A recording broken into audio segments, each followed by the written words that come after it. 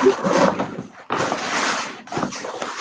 right. Hey, everybody. We're so excited to be having our celebration day of our sadly and excited, our last live meeting for Better Conversations book study. This has been an amazing 9 weeks. We extended it from a 5-week book study to a 9-week book study because we just couldn't stop reading this great book and learning from it and learning together. So I'm so thankful that we've got a group here, so I'm going to let them introduce themselves in a second, and I'll introduce myself.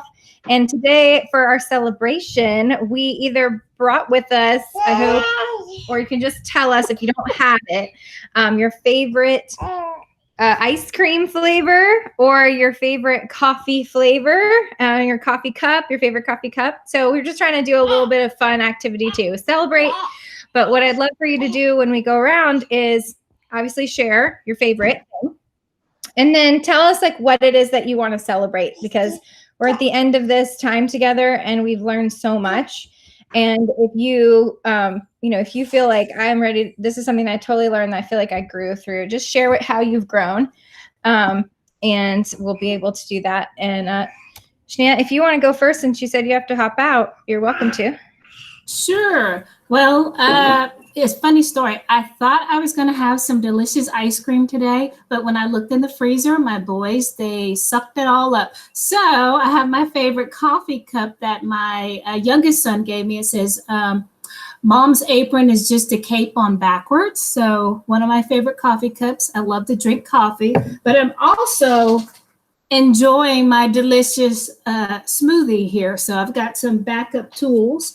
But I've enjoyed this experience. One of the things that resonated with me is that the partnership principles, just watching those videos, Allison, that you put out ahead of time, just really set the framework for everything. And it really helped me look deeply into myself. And then I appreciate all of you sharing, being very authentic in your comments and sharing how those principles and other things have affected you as well.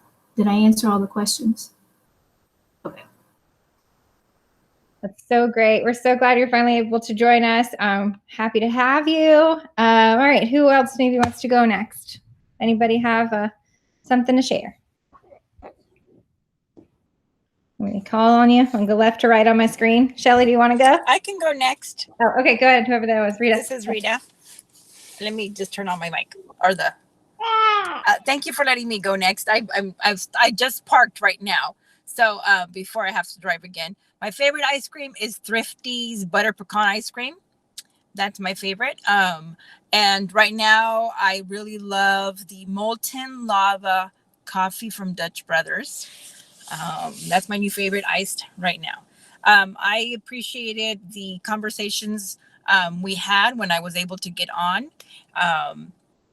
And when I wasn't, I was still appreciative of that this was recorded, that we were able to reflect on our coaching. And so I think I continue to grow as a coach every single time. There's something new to learn every time. And just going back and continue working on those skills because it can be applied in my personal and in my professional life. Well, thank you. Oh, thanks so much, Rita. All right. Shelly, would you like to share?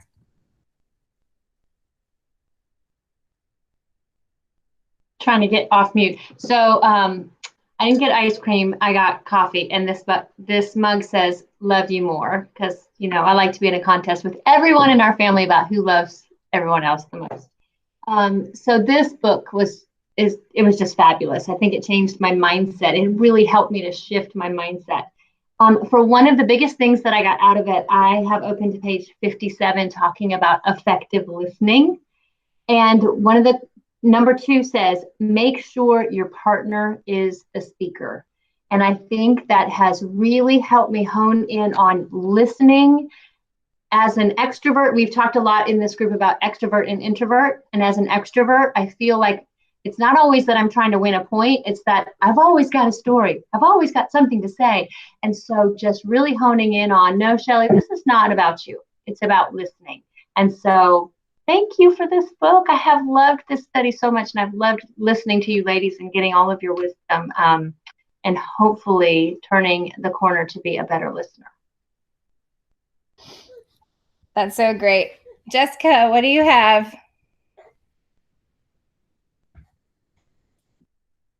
Okay, there we go. So I have my ice cream in my mug. My mug says "Make today amazing," and it's all sparkly. And I have Deer Tracks, which is what a version of Moose Tracks in Michigan with the chocolate and the peanut butter cups, and it's just chocolate and peanut butter, and I'm done. And from this book, I just being much more aware of myself as a listener and what I'm bringing to a conversation and remembering the goals of our conversations. That idea of I'm there to learn. I'm ending a conversation as a learner. And then that's the most important, to see what I can learn from someone, and making sure I'm focused on them and I have that empathy in there. So just that I'm much more mindful of how I'm acting in all conversations than I was before. That's so great. Christy, share with us.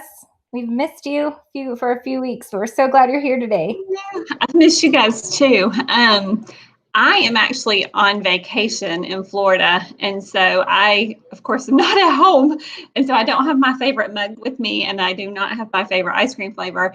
I am going to be a rebel though, because I've been out on the beach and I'm hot and sweaty. So I do have my favorite White Claw flavor, which is ruby grapefruit. So that's that. Pralines and cream is probably my favorite ice cream flavor though. I love this book. I've told all of my coaches that are in my district about it, and so they've all purchased it as well and started reading it. And I think we're probably going to do kind of a micro version of this book study with each other as well when school starts back. My favorite, I agree with Shelley. Mine is definitely about listening. And I realized after reading this book and just doing tons and tons and tons of self-reflection is I really stink at listening. Like I interrupt, and I realize that I am that interrupting chicken. And so that has been my thing, is like really realizing that listening is key. And it's key to building relationships. It's key really just to everything. So that, yeah, I so appreciate this book study and you guys. I've learned so much from you. Thanks so much. Where are you in Florida? I'm just curious because I'm in Fort Lauderdale. So are you close by? Are you? No, I'm in Amelia Island. Oh, okay. Just Yeah. curious. No, not that far down. We are super far south. Even when we moved here, I didn't realize how far south we really were. Yeah, you are way far south, a lot further south than I am. So. Okay, sorry. Mary Jane, what do you want to share? Well, my ice cream today is in a cup because I'm at school, so I had to zip down to the diner, and I'm really simple. I like vanilla with hot fudge. That's it. And that's probably my favorite. So this is a great excuse to get to the diner for ice cream without my children. So, and I guess in this book, a couple of great things that some of you have mentioned. I think the great thing about I love my job as a coach, and I think I'm good at my job as a coach because I am an extrovert, and I can easily meet new people, introduce myself to new people.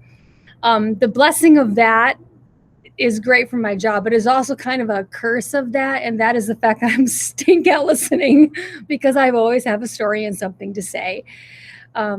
And so that was really something that I need to focus and fine tune, and I need to step back and be a listener. And it's not that I'm really intentionally trying to interrupt or do whatever. It's just I've been lots of places and have lots of ideas, and my mind works that way, and it just blurts out, and I've got to not do that.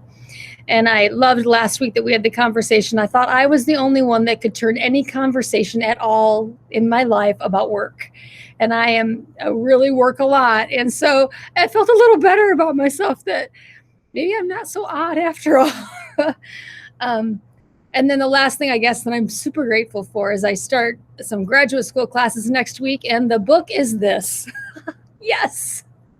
So I'm really excited to be feeling like I'm ahead of the game a little bit. That is so awesome. Lots to celebrate. Amy, what are you celebrating? I really enjoyed being with everyone I enjoyed hearing your perspectives and just like refreshing all of those good things to know as a coach. I don't know, just like a rehash. I was thinking about some of the coaches in our district did this as a book study like a few years ago, but I chose a different book. I chose building capacity with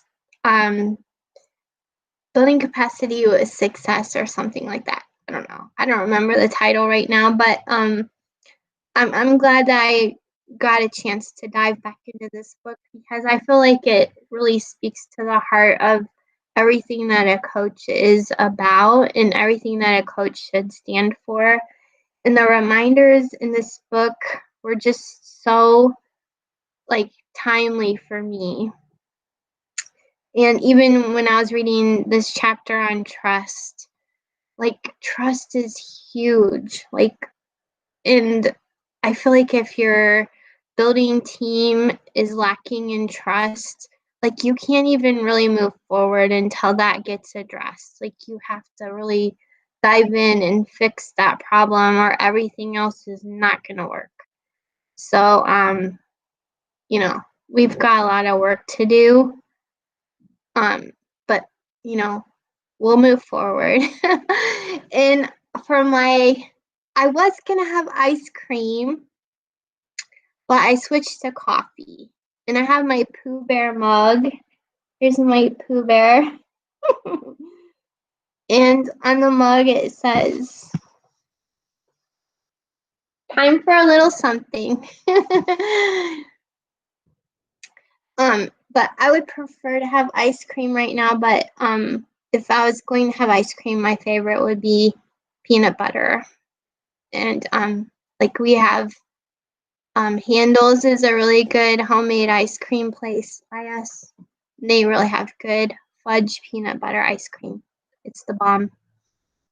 But I didn't have time to go out and get it. So anyways, I want to say thank you to everybody. Like everything that you share and opening up your heart and your mind to this group has just been really wonderful. And I thank you all so much. Absolutely. I totally agree. So I do have a favorite ice cream, but it's starting to melt. And I did even bring it on a cone, but I brought a bowl because I was like, oh no, this is gonna go everywhere. This is like actually Publix frozen yogurt. It's like called Raspberry Roadrunner or something like that, but it's my favorite. And it's like raspberries and chocolate, and I add extra chocolate chips. So I made myself a little bowl here. I'm sure I'll share it with my ice cream monster who's with me this afternoon. So thank you for celebrating with ice cream or coffee or whatever. I just think that's super fun, and I thank you for bringing something. I think that this is so worth celebrating because I have felt transformed through our time together, and I have heard transformation in you sharing what you have experienced through it. And I think that really, you know, it over and exceeded my goal of thinking, hey, let's just get some coaches together and talk about coaching during this time, during COVID. One second. So you know, I think it's just really gone above and beyond what I hoped for this time to be. So I'm so excited to even think about the next book study and getting us together again and keep going and keep talking, because connecting as coaches, as we've mentioned in this group, is something we have to do in very intentional ways, since we feel isolated in this role sometimes, and that can be really, really hard.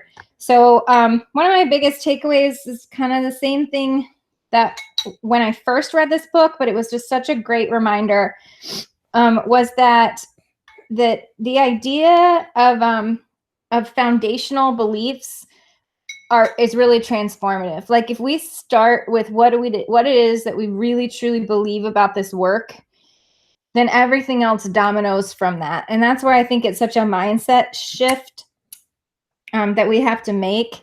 to do this work well. And so, but you can't shift your mind if you don't shift your beliefs. And so I think that the way that he frames this book that's why I included the partnership principles at the beginning, because like those are kind of this foundational beliefs too. But if you have those foundational beliefs plus his better coaching beliefs, then you've really created like this is what I believe.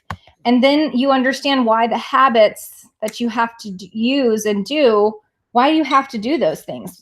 And so I think just anchoring to beliefs is that shift in mindset for me. And that's such a big takeaway from this book. That was just a revolutionary, like, look at it for me when I first read it. And then going back and working through it with y'all too has just anchored that truth. That really is about mindset, and it really is about beliefs, and that no matter how great your coaching techniques are, if you don't have those things, you won't really be able to be as successful as you wish you could be. So that's one of my big takeaways.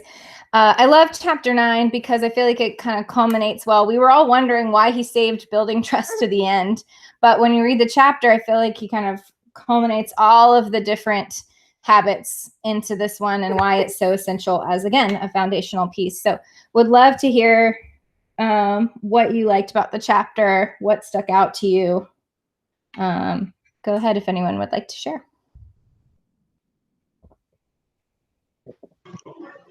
One thing that kind of jumped out at me, and I think it's because it's something that happens a bit at my schools, and I think just kind of in education, especially with unknowns and changing, but he talked a bit about gossip and how that can break trust. There were two things that stood out to me. On page 190, on the list of 13 behaviors, behavior 5 was about loyalty. And he said there was 2 dimensions to it: giving credit to others and speaking about people as though they were present. And I just think something like that is so strong and just a great reminder of what we should be saying and thinking about when other things come up. And it, and it kind of goes to chapter 8 and some other things we talk about. If things start to veer off, that is another one of those reminders to keep in mind. And then in character, he hits it again, that gossip is a form of dishonesty. And the one instructional coach shared, I do not trust someone that I hear all the latest gossip from. And so kind of keeping that in mind, like it's another one of those things that it's just too easy to get sucked into. But I think having those little reminders, especially that one, like speak about people as though they were present, it can help us. And in the long run, it's going to build trust. You might take off the person gossiping, but now nothing is going to get back. And people know that we were truly trustworthy and honest with them and about them. Yeah, and then after number 5, number 6, the deliver results was huge for me. And I think the biggest is don't overpromise and under deliver. And so I feel like as an instructional coach, you're like on every committee and you want to try and help everybody. And you kind of stretch yourself thin, and you realize that whenever you do that, you're not doing anything well. I guess you're kind of, a surface level coach, and you never really dig in and help people. And I feel like if you just focus on, instruction or, just with your teachers, then I feel like you can really, that was big for me. Is I feel like, because my first year, that was huge, was I wanted to make sure that I was part of every committee and I was, part of everything. And so my second year, that's kind of where I had to back myself off and say, I can't be on every single committee and help every single person. But that took an entire year for me to realize that.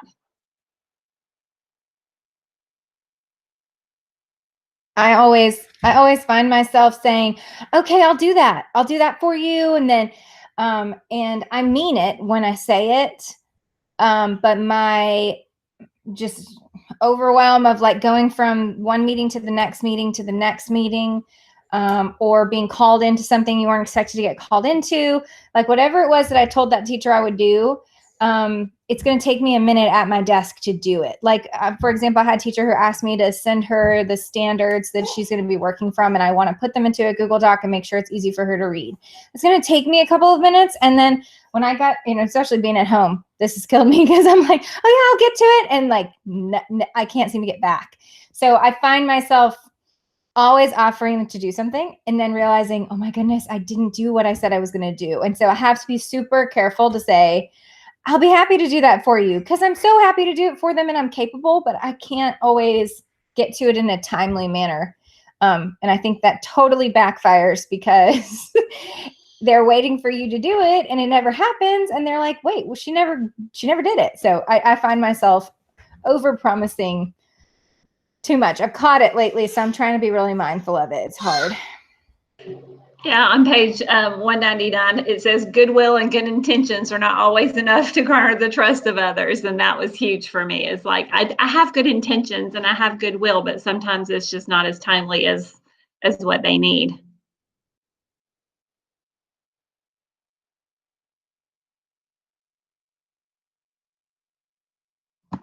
Yeah, I want to connect with what you're both saying about that over promising. This summer, I met with my principal and we actually went through and made the priority list of what she wants me working on specifically. And so now I feel like I'm free to say, that's not really in my lane of work. So I appreciate you asking me, but could you consider asking so-and-so because this is what they are focused on. So like giving me like a way to like free myself up from doing stuff that I really shouldn't be doing. And also making sure that I can put it on my calendar.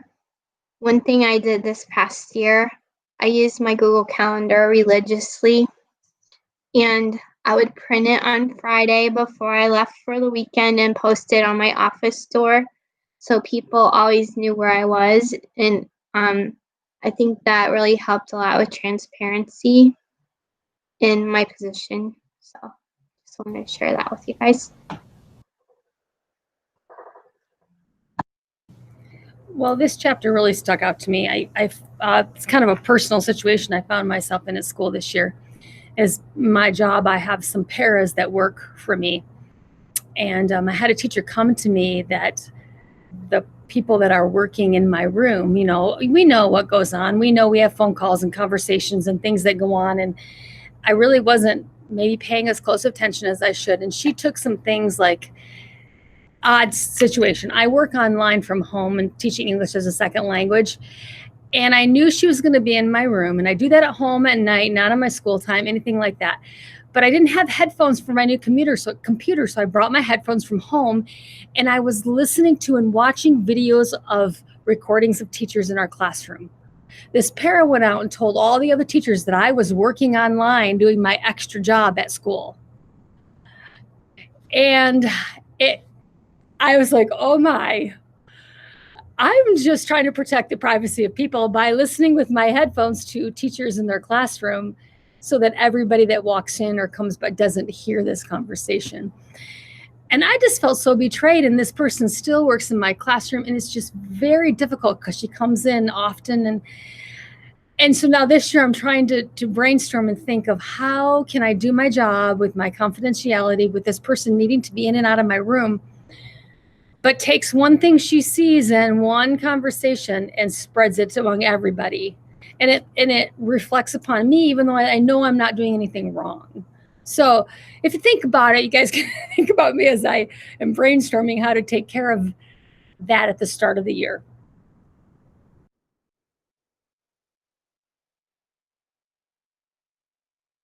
One of the things. Did you talk to your principal about it, Mary Jane? Well, no, because this was like 2 days pre-COVID chaos. And then there was just so many bigger things to happen that I didn't. And yeah, no, but I have kind of asked that this particular person, that is her mantra of the building, to be anywhere where she can spread things.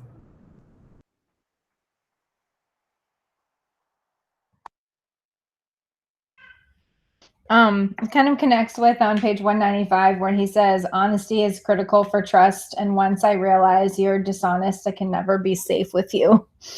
And so I think that's, I mean, it feels so harsh because like, you know, there's always like unintentional dishonesty that you might like, that might slip, or even he even says, flattery is a form of dishonesty. Like, you know, and so it's just so, it's so strong. It's so black and white. It's so, once you lie, then I can't trust you anymore. And so, you know, I think as much as that is a hard situation, I think it all comes down to repairing the relationship. Because it's basically, you know, anytime that you find yourself being questioning somebody else's honesty, you're going to have to find yourself in a place where you feel like you can trust them again, and you have to repair that relationship. So I think we also have to be mindful of that when we don't realize that we have somehow broken that relationship with a teacher and just completely not even noticed it.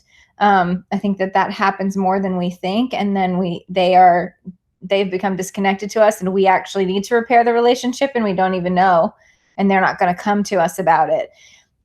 So I don't, you know, it gets hard when you're feeling like, I didn't even know that I broke that person's trust.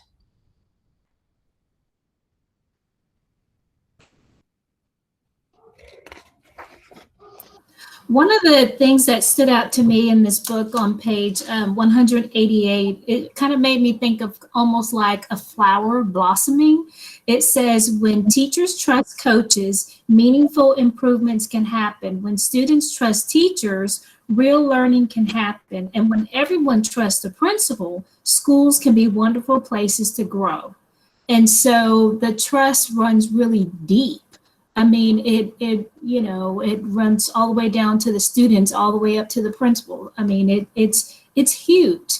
And I do see why, you know, Jim Knight kept this chapter toward the end, because it is something that needs to be, you know, intentionally at the forefront of your mind when he talks about, you know, the different characteristics of trust. So definitely a lot in this chapter for me to reflect upon, you know, in terms of my interactions with other people, or maybe just in terms of myself. And like you said, sometimes you can do things and yet you don't realize that you've done something to someone else, and then they don't trust you. So it's just something to always just self-reflect, just constantly. I think it's being aware of your environment too. I came into a school with a lot of past trust issues, and though it had nothing to do with me, it carries over. It comes over, and so you really have to be aware of where you're at and how to tread lightly in some of those areas, and really be even extra above reproach because of relationships that had nothing to do with you. It may be just your position.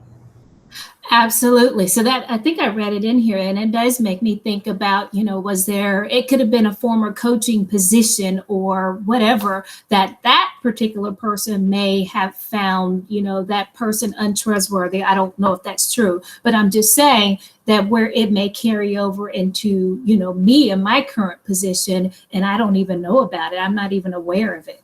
So good point, Mary Jane. Yeah, those misconceptions run really deep. I've been thinking about that because I'm presenting at the Simply Coaching Summit, which is coming up in July. Excited about that. And I'm kind of coming up with a presentation that you can present to your faculty to kind of get them to understand what coaching is. And I was like, I wanted to start with the whys, because a lot of people have really deep misconceptions about coaching. And like, in my mind, I was like, where did these come from? Like, I could hardly figure out where they come from. But something as simple as a previous bad interaction with a coach, or anything being evaluative around a coaching position can create that misconception really quickly. So I just think we don't even know the misconceptions we're walking into, and we're hoping that they will embrace coaching. But when we find so much resistance, I mean, article after article, how to help resistant teachers. And I think a lot of that is this trust building piece, because you have to help them realize that you are a safe person to work with, because their misconceptions have to be put aside. So definitely.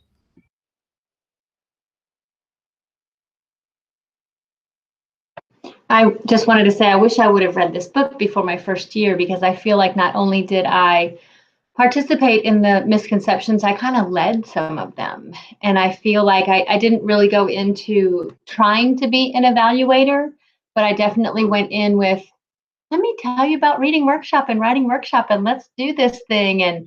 And almost as if I was on a mission from our district that I needed to change our school. And I honestly didn't understand what coaching was through this lens.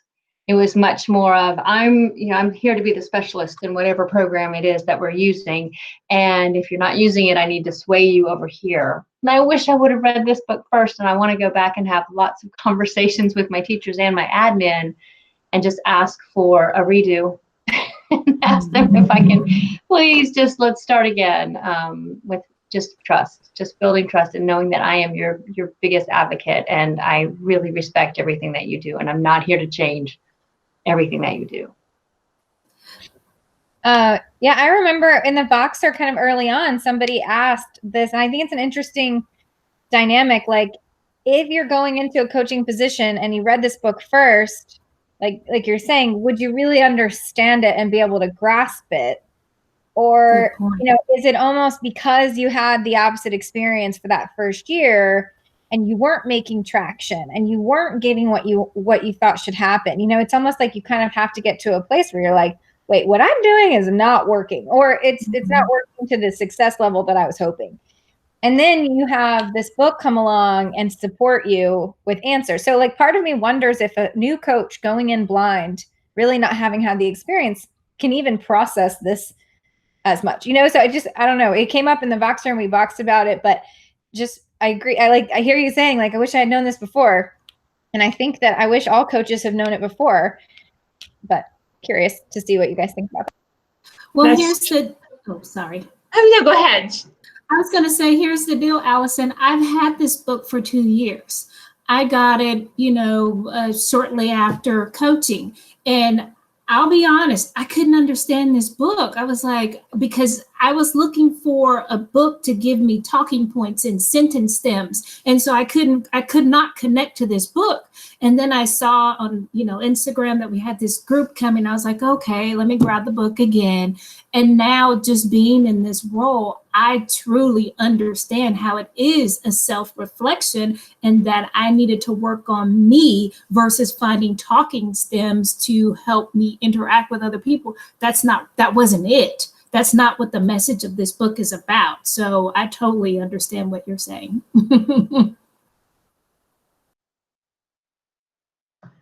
I agree. The only thing is, like Shelly was saying, is now it's like, okay, how do I go back and reestablish those relationships with those teachers and talk through those misconceptions with teachers so that they do know, that we're here to help them. And it's not, we are not the specialist in the room. I'm not going to try to, persuade you to be, the master of Reader's Workshop and the master of Math Workshop. But then how can we work together? So I think that's the huge thing, is now taking what we've learned. And this is really just like being authentic. It's like how to be an authentic person and have those authentic conversations. So then how do you take this information and now kind of flip and build those relationships? So that's our huge work, I think, or the least I have ahead of me. So I'm so fortunate for this book and for you guys for that. Just to segue back to the chapter 9, on page 188 with the little fraction, credibility, reliability, and intimacy over self-orientation. And I think that feeds back into my mistakes that I made this year, is that it wasn't that I wanted to be so self-oriented of, oh, it's all about me, but I had a goal and a task to talk about a program and a workshop and a model, and this is how we do things, rather than, and so it's almost like I pushed my own agenda, But if I can take that back out, if somehow I think we can work through it, having read this and adding it back onto what happened last year.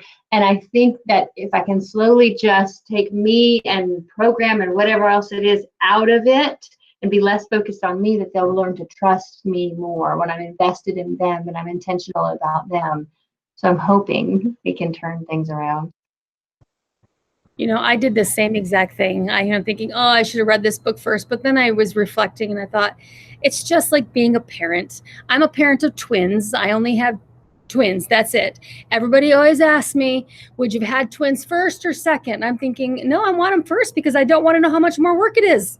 I just want to go in and do it. And I think this is an example of that. It's like becoming a parent. You can read a lot of parenting books, but man, until your feet are wet and you're in the trenches, you got to have that stuff. And I think that this is a great book you've got your feet wet and now you can go back and say, I can connect with that.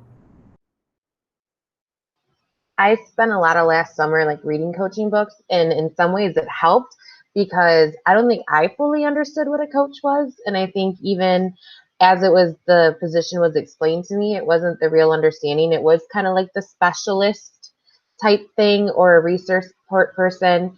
But the training that our county provided helped me understand, okay, I got to go with different, but everything is it's just like when we were in our teaching courses until we were in our own classroom, like everything is just theory and it's there. And Shelly, I felt kind of the same way. Like I got to get them in cycles and I need this many cycles and we have to follow these steps exactly, whether it's impact cycle or student-centered coaching or whatever it might be. But like, it just doesn't always happen that way, and it's one of those things people make it seem easy, but it is about building those relationships. I think this is going to help to do that.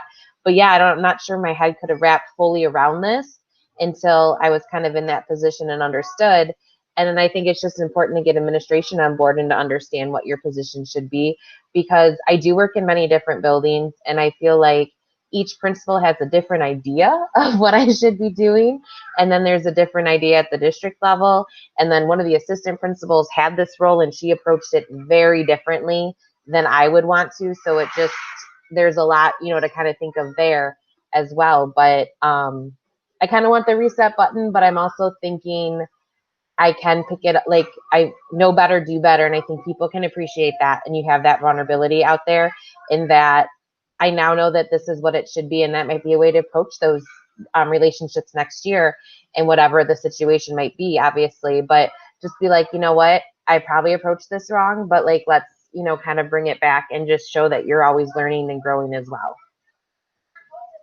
Absolutely. I love this conversation. One of the things I just want to encourage you in is that,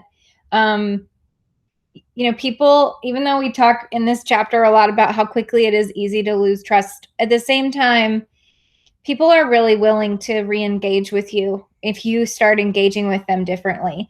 And so you can impact them on the next conversation that you have with them. And that's what I love about this concept. It's better conversations. The next one can be better than the last one.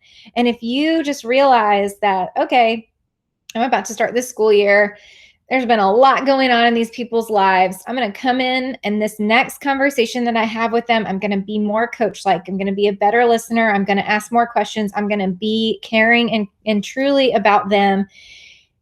You can shift that relationship right there in that one conversation, and they'll come with you. They will, because all of a sudden you will seem different to them because you have listened differently, and that feeling will come over them. I know that this is a kind of overly done way to say it, but truly what I want to say is you can win people back in a single conversation, and then coming back with a series of conversations, continuing to come, as Christy was saying, authentically into it.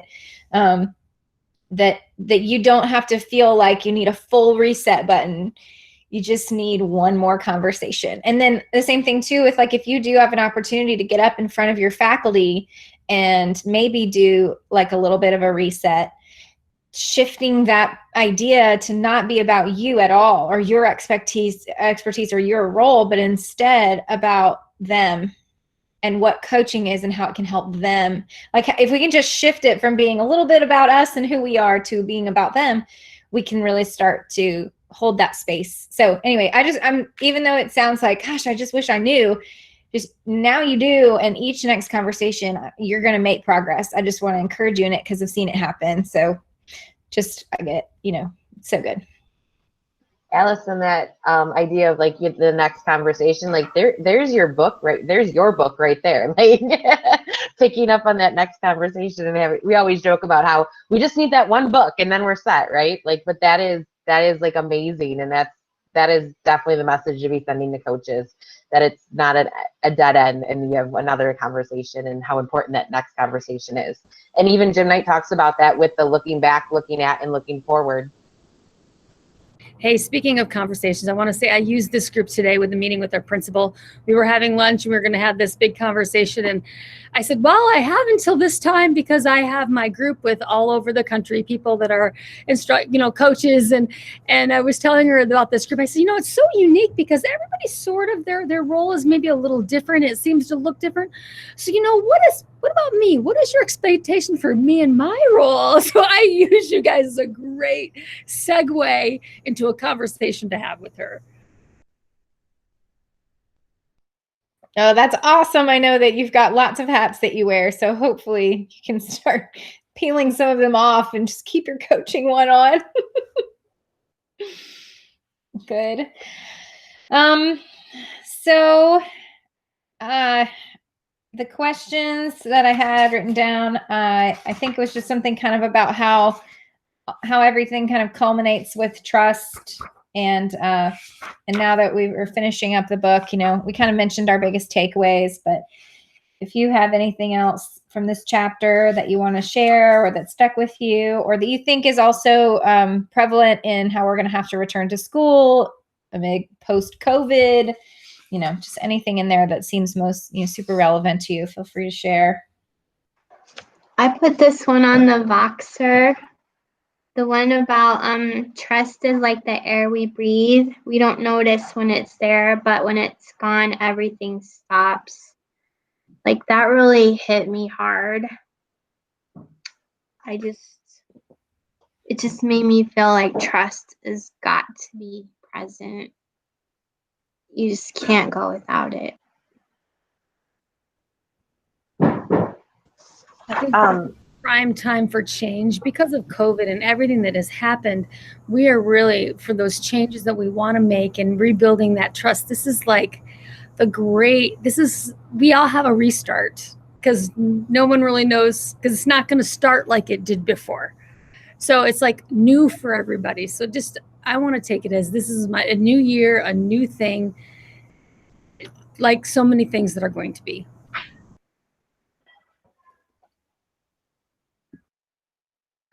The piece on competency also kind of like stuck out to me.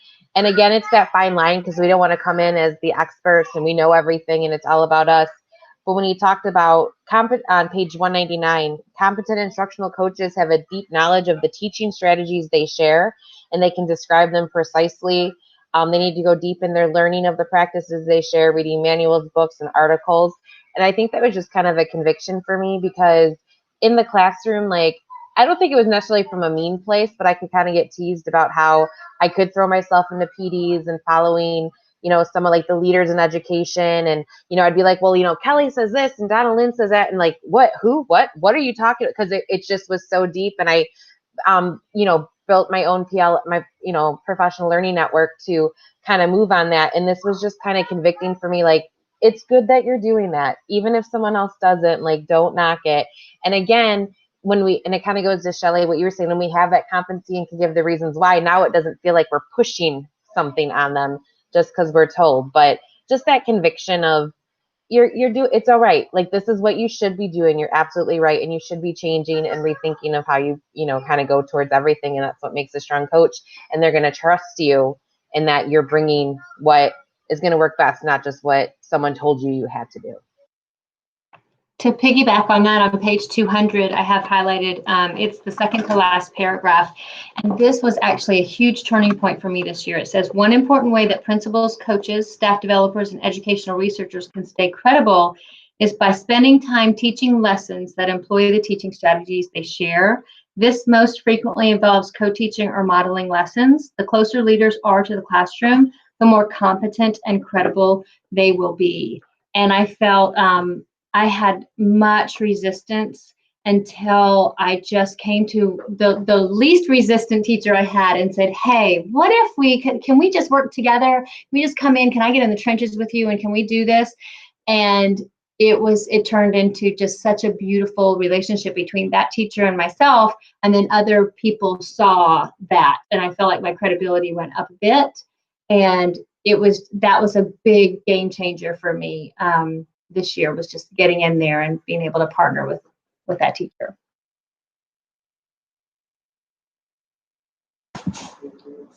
Shelly, that was like one of the affirmations that I wrote at the end of the chapter, being closer to the classroom, and then also a witness to the good. Like when you're positive and you notice the good things that are happening along with that, like people are like, wow, I didn't know that was going on, because you can share those kinds of stories when you see it firsthand. Like you just become like so much more knowledgeable about kids and what is really happening when you're in the trenches. Well, and every opportunity to get that deep in with a teacher creates another opportunity for them to be a testimonial for you casually, to another teacher to say, oh yeah, well, we worked together and it was great and she really helped me. And it's just a casual thing, but that's a domino effect of working with a teacher who is willing to have you come in can really help that credibility build. Also, one thing I was going to say about that quote that you said is that every time I run like a PD of any kind, and I'm sure you guys are doing it too, but like I'm always trying to use the strategies, because one of the ways that I can actually get teachers to try a strategy is after they've experienced it with me in a faculty meeting. Like we did, we put the posters around and we did like a chalk talk, right? With sticky notes. And then I had everyone knocking down my door for big sticky note pieces of paper. And I was like, absolutely, here you go. Why don't you try it? Right. And it was intentional enough to like tell them what I was doing, tell them how many minutes it took. I was really explicit. And I even handed them on the way out, like a 1-page, here's what this strategy is. So putting them in there and kind of making them the students, that is a way for them to experience it, so that they can see it too.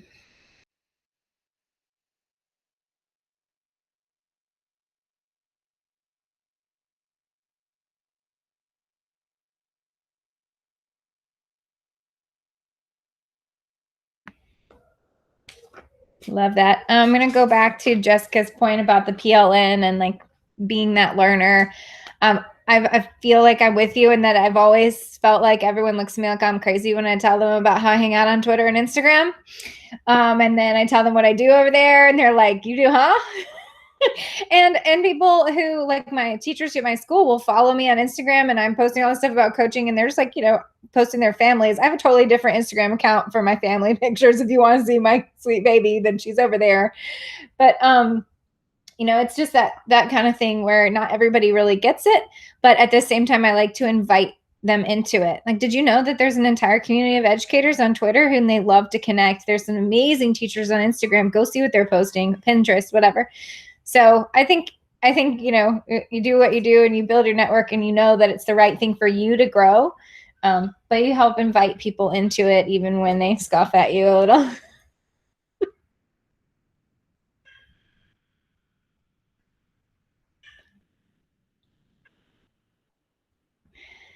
What other thoughts as we close our time together, friends? Well, I thought, Allison, you were going to say, speaking of, your professional learning network, what book are we doing next? I thought that's where you were going. So I'm just handing it to you. I did too, Shelly. Well, okay. So I've had some different thoughts about it and I would love your thoughts. I think the most natural segue from this group to the next thing that I think this group is ready for is obviously like going into Michael Bungay Senior.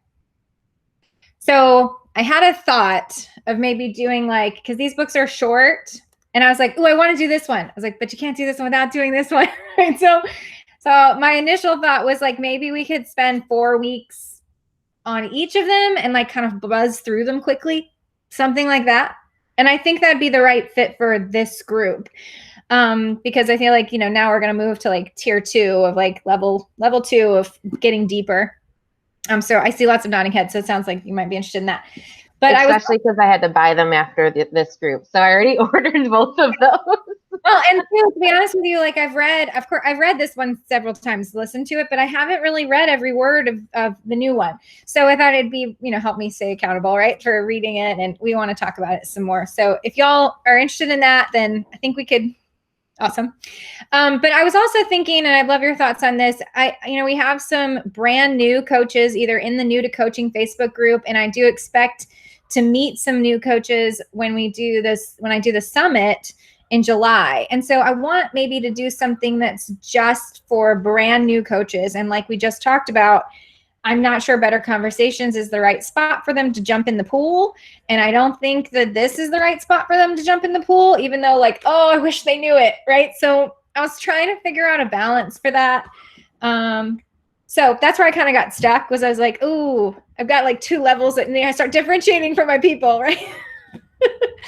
So anyway, if y'all like the idea of doing Advice Trap and Coaching Habit, then I would love to host that. I'm not ready to do it right away. It might be mid-July before we do it. I might kind of launch it in conjunction with the summit. I need a couple weeks to catch my breath around here with this whole quote COVID mommy at home working thing. Has been a lot. So if you have thoughts, share them, and I'm going to think about something for our brand new coaches that might be the right fit. I'm cracking up because our coaching group here in Akron, we're doing book studies, and the Coaching Habit was one that was on the list to choose from, and I picked it. So it's like so ironic that I picked it, and now we're gonna do it. So I'll have dual purpose. Yes. Well, it's so good. I mean, but at the same time, like I love the Jim Knight is truly about instructional coaching. And so like there's a direct connection. And I think that it's a little bit of a further jump to read Michael Bungay Senior, because you have to process it and you have to think, okay, well, how would I use this at my school? And you find ways, but the questions aren't exactly what you would ask a teacher. You kind of have to tweak it. So, there's a little more processing and figuring out how it fits that I think we could do some thinking together around. I'm doing Onward too with a group of coaches, a small group from Akron. Yeah, Onward. I was thinking about Onward. That's another good one that would be a kind of maybe a better entry point. But Onward is thick, and it feels deep right away. Like you get into things like equity and just she has such great topics that you're like, oh God, this is going to get deep. We're only on chapter 1. Mm-hmm. Yeah. So. All right. Well, let me get organized around that a little bit and finish up my presentation for the coaching summit and get that going. And then I'll definitely send out an email to the group the same way I've been sending emails and let you guys know. And then if you don't already follow me on Instagram, like please do, just so we can stay connected. I want to make sure that I follow you. Maybe send me a DM or something if you're on there. I'll put mine in the chat, and just because I was like, do I have all of my new friends on Instagram? So it's at Ellison L. Peterson. And if you want to, then we can connect over there. Or if you're on Twitter, mine's ALCP. So that just helps me to make sure when I post over there that you see it too, because I'm sure I'll just open it up. So we had over 75 coaches sign up for this group, and which was exciting. But we just always a subgroup who's going to actually come to the live meetings. So we'll get a plan together, and we'll do it again, because I loved it and I loved y'all. I was so excited. Thank you for your time. Yeah, y'all go ahead and share your Twitter handles, and if you put them in the chat, I'll have them, and then I will Twitter and Instagram if you have it, and I'll put it on our video recap page. So.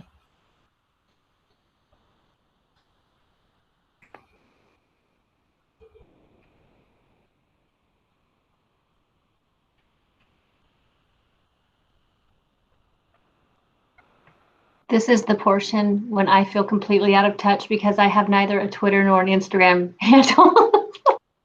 That's totally okay. I don't either. It's okay. That's sorry.